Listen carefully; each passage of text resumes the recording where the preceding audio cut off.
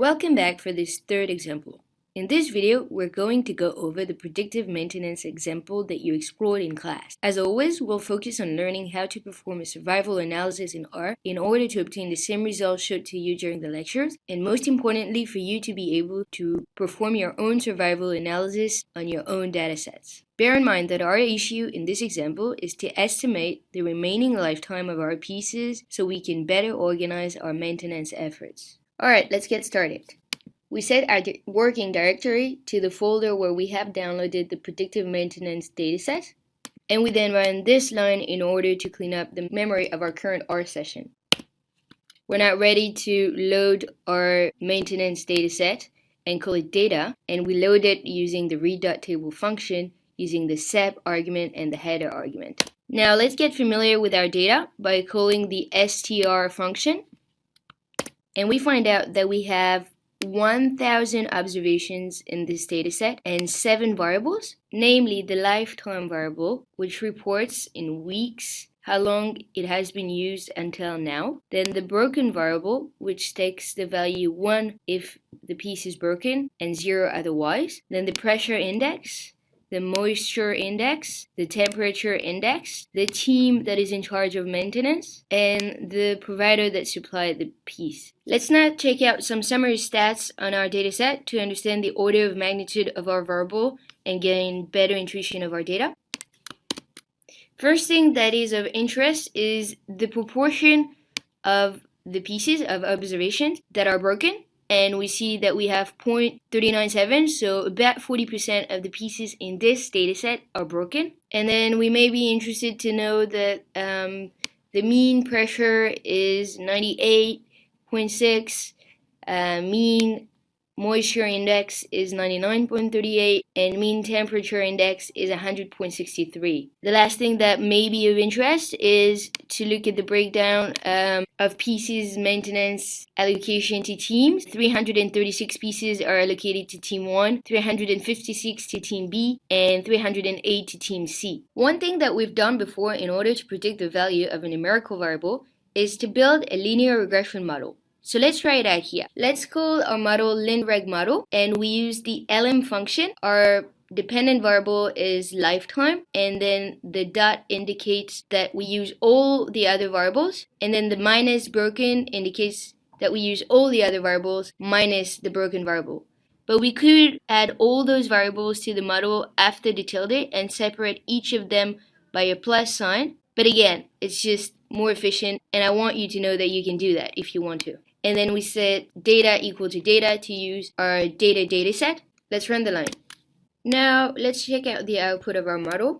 What we see is that it looks like the fact that Team C was in charge of the maintenance of the piece is statistically significant, as well as the fact that the piece was provided by provider number 3. And both of them seem to impact negatively on the lifetime if we look at the coefficient and its sign. But as was explained in the lecture, using the output of a linear regression in this case is inaccurate. In this case, we cannot rely on the output of the linear regression model for a very simple reason. For 60% of the observations, those are not broken. The lifetime is not the lifetime until the piece was broken, but rather the lifetime until now. So the truth is, we don't really know what the final value of lifetime will be for pieces that are not broken yet. All we know is that they're still working until now. As Professor Glady explained in the lecture, this is a right-centered problem that we will tackle in this video by using a survival model. In order to create such a model in R,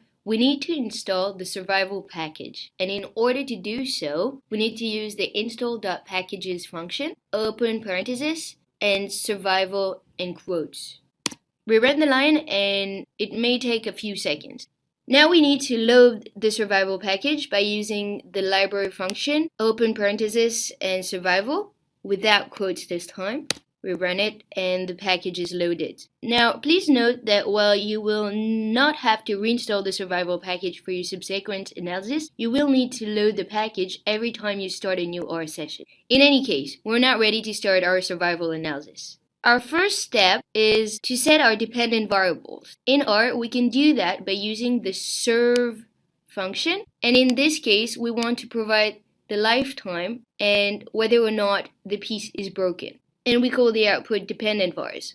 We're now ready to build our model that we will call serve_reg. To do so, we use the serve_reg function. We input our dependent vars, which is the output of the previous line, tilde, and then our independent variable, namely pressure index, moisture, temperature index, team, provider. We then set the dist argument equal to Gaussian in quotes because we want distances to be computed using the Gaussian method. And as usual, we say data equal to data, which is our data set. We then run the line. At this point, we should assess our model on out-of-sample data, for example. We won't do it here because we checked it for you, but keep in mind that you should not use a model without being confident that it does well, or at least without knowing its limits. Let's now check the output of the model. As we always do, let's check out the p-value to see which variables are statistically significant. We see that first, the moisture index is statistically significant. The temperature index as well, if the piece was maintained by team C, and if the piece was provided 2, 3, or 4 are all statistically significant. Now, to assess whether the effect is positive or negative on the expected lifetime, we look at the sign of the coefficient. For moisture index, it's positive. For temperature index, it's negative. For team C, it's negative. For provider 2, it's positive, and for provider 3, it's negative, and provider 4, it's positive. When I say positive or negative, it is on the expected lifetime that I'm talking about. So we see that if the team was supplied by provider 2 or provider 4, the expected lifetime is positively impacted. But in any case, it is information that is worth knowing and that is worth investigating. Now that we have a working model, let's go back to our initial problem, which was to estimate the remaining lifetime of our pieces, which are not currently broken. To do so, we're going to make predictions using the predict function, which will output the expected median time to death of each individual element. Our first argument is the model that we just built and that we're going to use to do our predictions.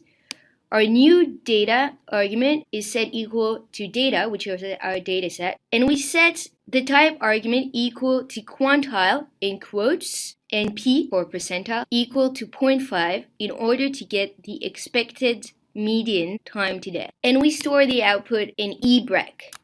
Now, to make an interesting report, we can organize the output of eBrec in a data frame with the data frame function, and we call the output forecast. We can then add a column with the lifetime for each observation by typing forecast $lifetime equal data $lifetime, and then a column indicating whether or not the piece is currently broken with forecast $broken equal data $broken, and a last column which we will call remaining LT for remaining lifetime, which computes the remaining lifetime by subtracting the lifetime variable from the original dataset to eBrec, which is the output of our predict function. Let's check out the output by typing view.